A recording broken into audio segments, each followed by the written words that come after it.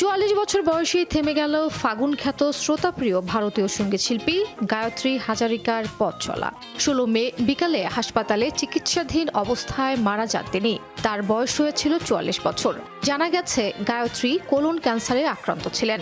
আসামের গুয়াহাটির name care হাসপাতালে চিকিৎসাধীন অবস্থায় শেষ নিঃশ্বাস ত্যাগ করেন এই সঙ্গীত শিল্পী।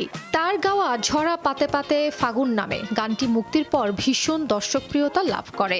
প্লেব্যাক গানের পাশাপাশি লাইভ পারফরমেন্সের মাধ্যমেও দর্শকদের মন জয় করেন তিনি। আসামের সাংস্কৃতিক ও সঙ্গীতাঙ্গনের একজন বিশিষ্ট ব্যক্তিত্ব ছিলেন গায়ত্রী। তার আবেগভরা কণ্ঠ এবং সমসাময়িক শব্দের সঙ্গে ঐতিহ্যবাহী আসামিয়া সুরের মিশ্রণের অনন্য ক্ষমতার জন্য পরিচিত ছিলেন। তার মৃত্যু রাজ্য এবং বাইরেও ভক্ত সহ শিল্পীদের হৃদয়ে গভীর শূন্যতা সৃষ্টি করেছে।